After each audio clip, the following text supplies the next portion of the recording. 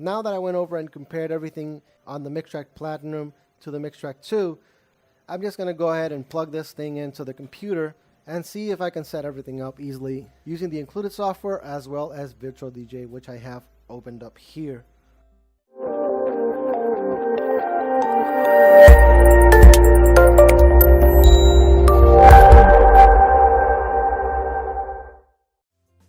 Okay, so let's get the USB plug connected here. That is done. And we're gonna get this connected to the computer. You download the software and it will recognize the controller and tell you that you have, since it's a Serato DJ certified device, the ability to use it with Serato. That's a little bit different than what I got with the Mixtrack 2, which actually came with a little disc with the software and the serial number that you have to plug in to actually use the Virtual DJ software. So I'll just go ahead and download the software and try it out with that.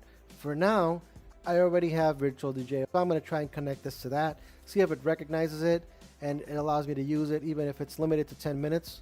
Because what this software does when you have a controller that you don't have a pro license for, it allows you to use it for 10 minutes and then it stops working, and then you have to shut the software down, turn the software back on, and you get another 10 minutes until you purchase the full license for the controller that you're using. So let's go ahead and plug this in.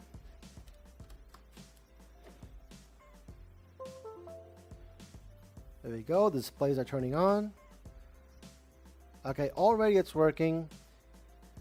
And it's telling me on the software that I just plugged in the Numark Mixtrack Platinum. The controller is ready to be configured, but if you modify the behavior, blah, blah, blah. The device is sound card. Do you want to use it? Yes, I want to use it. No, you don't want to use it. You don't have a license for the controller. No, duh. So I'm not going to activate the sound card because I don't have something to connect to the output. Let's use the computer for now. And what should happen is I can play here and get the volume here. Okay, I got the track to play. Let's get that back in queue. That seems to be working. This is working as well.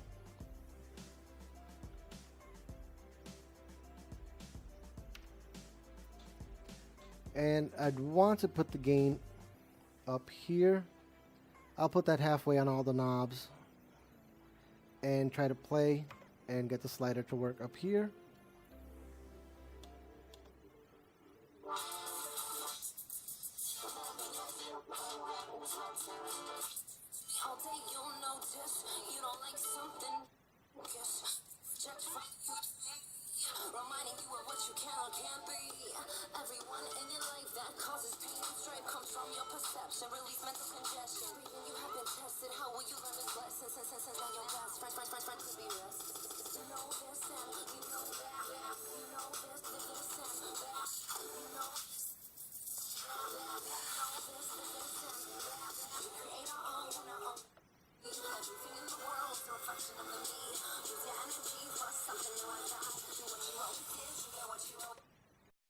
I'm setting everything at 50% for now.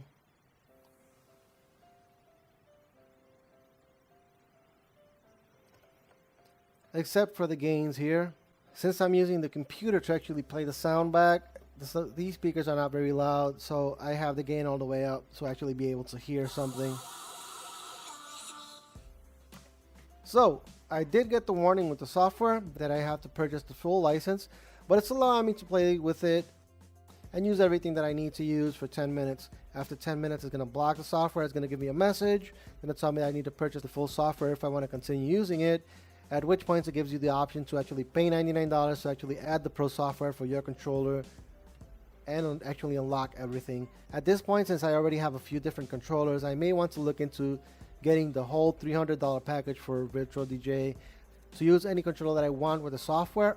Or, as I said, try out the Serato DJ, see if that's any better, and pay them $100 to actually be able to use all my controllers with that software. So now that I already have this connected, I want to look a little bit on the features and what everything does in this controller, see how different it is from the one that I previously had, which is the Mixtrack 2. So let's start playing the song. Hit that up. The cues are here and the loop is up here. What I want to do is get this to turn on the sampler. So I shift and sampler.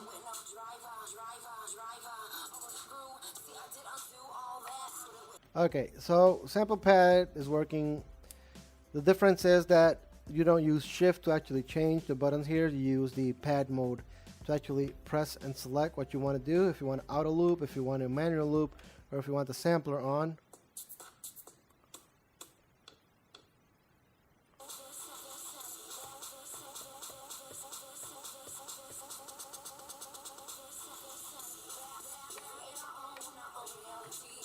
Okay, so the functions here are basically the same as with the Mixtrack 2. The button seems to have moved around a little bit. You don't use the shift to move. You use the pad button here, the pad mode, to actually select what you want to use.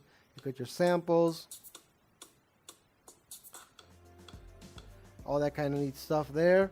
And you get the cues button down here that you can actually set with each individual song, which I have not done for this song here.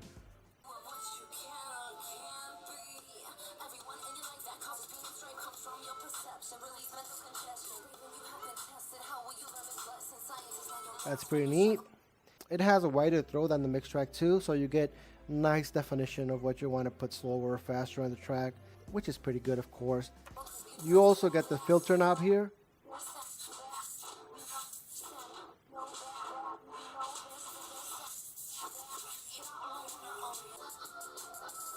Okay, let's try the wheel mode.